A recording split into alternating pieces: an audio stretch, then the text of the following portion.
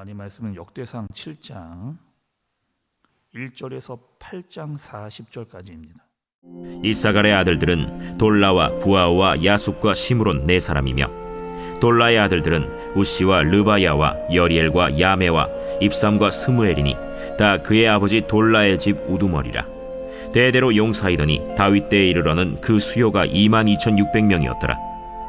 우시의 아들은 이스라히야요, 이스라히야의 아들들은 미가엘과 오바댜와 요엘과 이시야 5사람이 모두 우두머리며, 그들과 함께 있는 자는 그 계보와 종족대로 능히 출전할 만한 군대가 36,000명이니 이는 그 처자가 많기 때문이며, 그의 형제 이사갈의 모든 종족은 다 용감한 장사라. 그 전체를 계수하면 87,000명이었더라.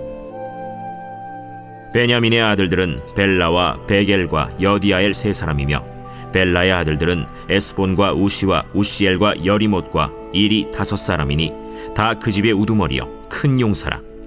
그 계보대로 계수하면 22,034명이며, 베겔의 아들들은 스미라와 요아스와 엘리에셀과 엘료에네와 오므리와 여레못과 아비아와 아나돗과 알레메시니, 베겔의 아들들은 모두 이러하며 그들은 다 그 집의 우두머리요 용감한 장사라.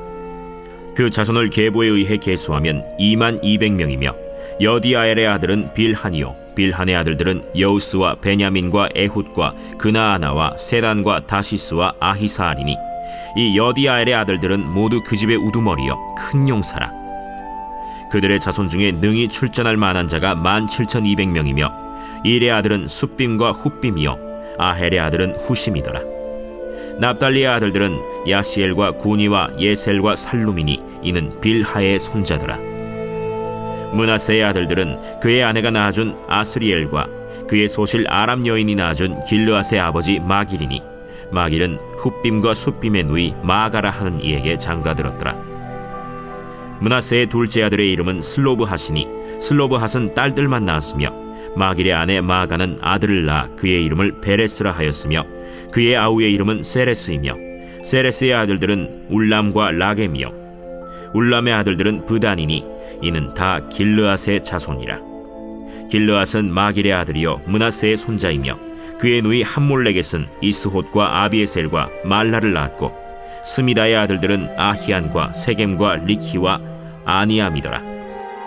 에브라임의 아들은 수델라요, 그의 아들은 베레시요, 그의 아들은 다하시요, 그의 아들은 엘르아다요, 그의 아들은 다하시요, 그의 아들은 사바시요, 그의 아들은 수델라며, 그가 또 에셀과 엘르앗을 낳았으나 그들이 가드 원주민에게 죽임을 당하였으니 이는 그들이 내려가서 가드 사람의 짐승을 빼앗고자 하였음이라. 그의 아버지 에브라임이 여러 날 슬퍼하므로 그의 형제가 가서 위로하였더라. 그리고 에브라임이 그의 아내와 동침함에 임신하여 아들을 낳으니 그 집이 재앙을 받았으므로 그의 이름을 브리아라 하였더라. 에브라임의 딸은 세라이니 그가 아래 윗성 베토론과 우센세에라를 건설하였더라. 브리아의 아들들은 레바와 레셉이요, 레셉의 아들은 델라요, 그의 아들은 다한이요, 그의 아들은 라단이요, 그의 아들은 암미후시요, 그의 아들은 엘리사마요, 그의 아들은 눈이요, 그의 아들은 여호수아더라.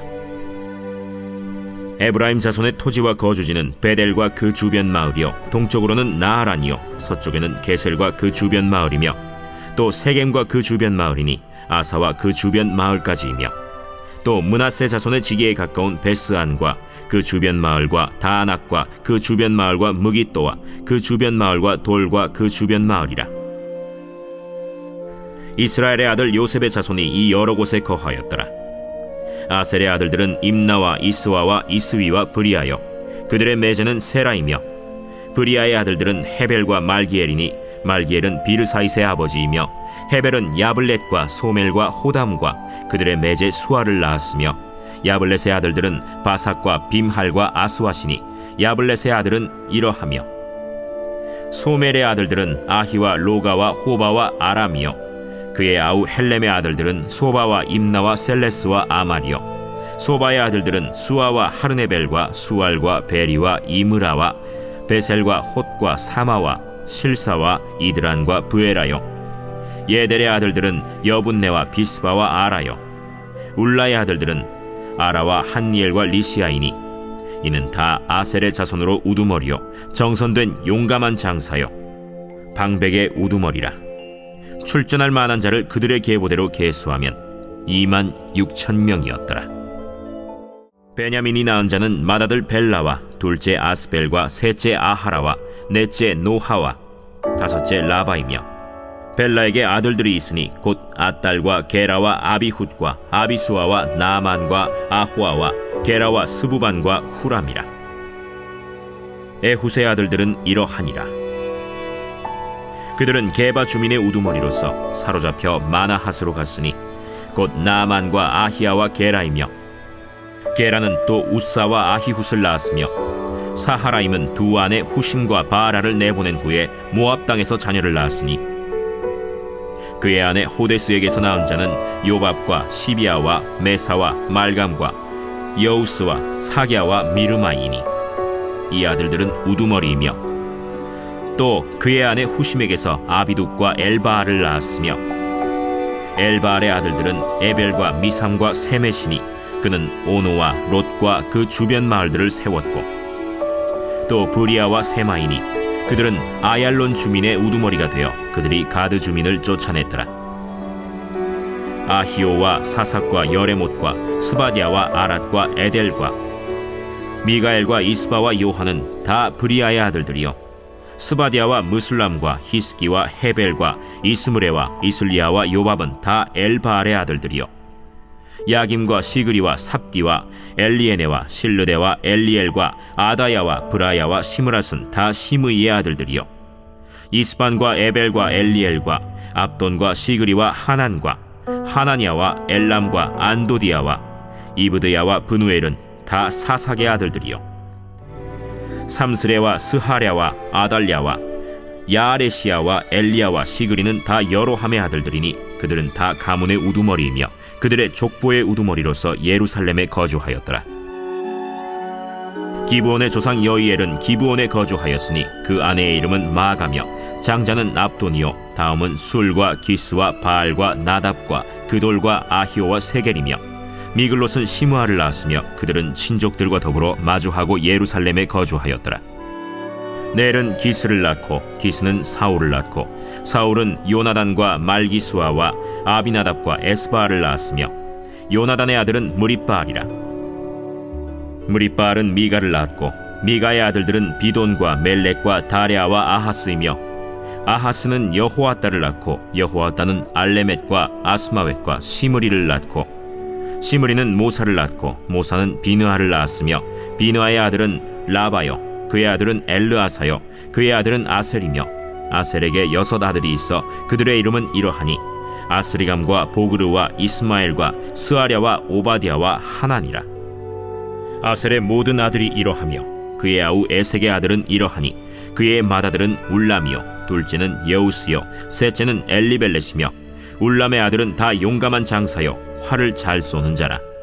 아들과 손자가 많아 모두 150명이었더라.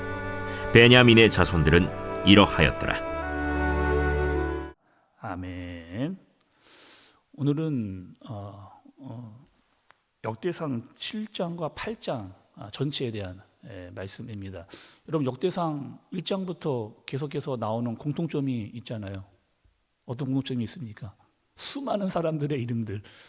아침에 새벽에요, 정신도 좀 왔다 갔다 하는데 이름도 너무 읽기가 어려워서 발음하기도 어려운 그런 사람들이 많이 등장을 하고 있습니다. 어떤 사람들은 알기도 하고 또 어떤 사람들은 모르기도 하고, 수많은 사람들의 이름들이 나열이 되고 있는데, 오늘 여러분 이 수많은 사람들 사이사이에 반복되는 말씀이 있습니다. 어떤 말씀이 여러분 있었을까요? 여러분 혹시 발견하셨습니까? 오늘 말씀에 보면 반복되는 말씀이 있습니다. 한번 찾아보겠습니다. 2절 중간을 좀 보세요. 2절 중간에 보면 다 그의 아버지 돌라의 집 우두머리나 대대로 용사이더니 이렇게 이야기했습니다. 5절도 보시면 그의 형제 이사갈의 모든 종족은 다 용감한 장사라 이렇게 얘기합니다. 7절 중간에도 보시면 다 그 집의 우두머리요 큰 용사라 이렇게 얘기합니다. 9절, 10절 계속 나오겠는데 뭐라고 이야기하느냐? 이스라엘 족보에서 뭐라고 이야기하는 거예요? 이 사람들이 지금 용사가 됐다, 용감한 사람이 됐다, 큰 자가 됐다, 이렇게 이야기를 하는 거죠. 여러분, 왜 여러분 이렇게 기록을 했을까요? 이스라엘 사람들이 가나안을 정복하게 됐습니다. 그런데 원래 여러분 잘 한번 생각해 보세요. 이스라엘은 원래 어떤 사람들이었는가? 이 사람들 어떤 사람들이었어요? 애굽에 있었던 사람들이었습니다. 400년 동안 있었고 이 사람들은 그냥 종이었어요. 그냥 노예였습니다. 그냥 시키는 대로 하는 거, 그냥 그 일만 했던 사람들이었는데 어떻게 이들이 용사가 되었을까? 어떻게 큰 사람이 용감한 사람이 되었을까? 근데 말씀이 이렇게 이야기를 지금 하고 있거든요. 여러분, 용감한 자, 용사 어떤 뜻입니까? 뭐 나가기만 하면은 전쟁을 굉장히 잘한다. 또 나가는 싸움마다 전부 다 승리를 한다. 단순히 이 정도의 의미만을 가지고 오늘 말씀이 이렇게 기록되어지지는 않았다는 거죠. 그러면 오늘 말씀에 등장하는 큰 용사, 또 뭐 용감한 사람, 이런 뜻은 어떤 뜻인가? 우리가 여러분 여호수아서에서 말씀을 사실 봤거든요. 여호수아에서 어마어마하게 많은 싸움들을 이스라엘이 하는 것을 봤습니다. 근데 어떻게 이기는 거예요, 여러분? 그 여호수아에서 싸움을 할 때 어떻게 이기는 거예요? 희한하잖아요. 희한하게 내 생각대로 나가고 내 계획대로 나가면 그 전쟁은 다 집니다. 그러니까 이스라엘 사람들이 가나안에 들어가서 이기는 싸움은 더 어떤 싸움이었느냐?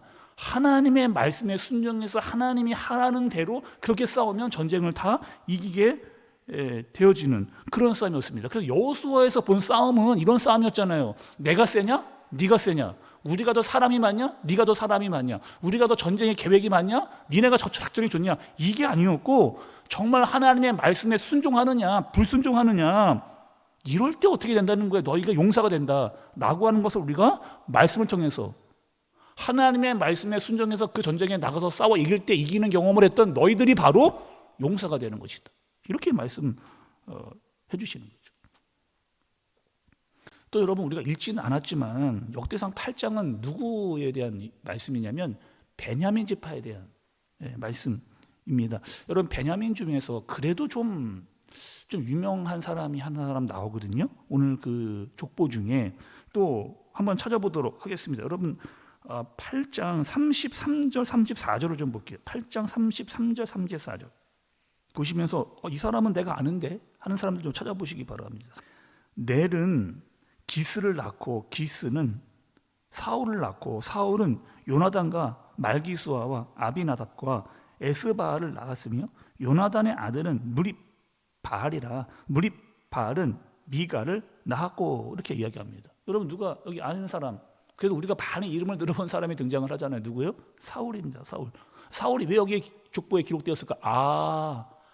이 사울이 그래도 이스라엘의 첫 번째 초대 왕이니까 여기에 말씀이 기록되어 있는가 보구나 라고 우리는 생각하기 쉬운데, 사실은 여기 족보는 어디 족보대로 우리가 가고 있다고 말씀을 드렸어요? 사실은 다윗의 족보로 갑니다. 그런데 여러분, 그 오늘 말씀에 등장하고 있는 이 말씀은 사실 사울에 집중하기보다 다윗을 도왔던 또 한 사람의 말씀을 이야기하기 위해 등장을 하고 있는 거예요. 누굽니까, 여러분? 요나단이죠. 요나단이 다윗과 어떠한 관계에 있던 사람이었느냐? 요나단은 사울의 아들이었는데, 그리고 다윗과는 어떤 관계였는가? 오늘 본문에 등장하지 않았지만 우리 한번 찾아보도록 하겠습니다. 여러분, 우리가 사무엘상으로 한번 가볼게요. 요나단과 다윗의 관계를 좀 알기 위해서 사무엘상 18장 1절에서 4절까지의 말씀입니다. 구약의 439페이지. 저랑 교독을 한번 좀 읽어볼게요. 다윗이 사울에게 말하기를 마침에 요나단의 마음이 다윗의 마음과 하나가 되어 요나단이 그를 자기 생명같이 사랑하니라.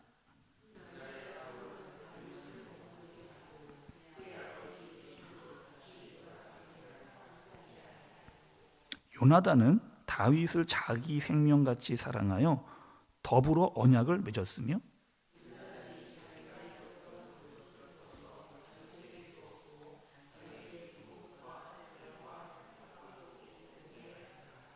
여러분, 어떻게 했다고? 요나단이 다윗을 어떻게 생각했느냐? 먼저 1절에 보니까 다윗의 마음과 요나단의 마음이 하나가 됐습니다. 또 여러분 지금 우리가 1절부터 4절까지 읽었는데 반복되는 두 번의 말씀이 있어요. 뭐냐면 내가 정말 자기 생명같이 사랑했다는 거예요. 요나단이 다윗을 정말 자기 생명같이 그만큼 사랑을 했습니다. 그래서 언약을 맺어요. 약속을 해요. 어떤 약속은 자기의 겉옷을 벗습니다. 자기의 겉옷을 벗는다. 또 자기의 군복을 주고 활과 칼과 띠를 준다. 이거는 어떤 의미가 있을까요? 엄청난 일입니다. 자기의 겉옷을 벗고 군복을 벗고 자기의 칼과 활과 띠를 걷어가지고 그 다윗에게 준다는 뜻은 여러분 어떤 의미를 가지고 있느냐? 다음 왕, 사울 다음의 왕은 내가 아니다.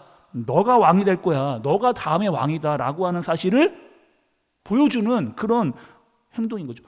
여러분 이게 쉬운 일이냐고요.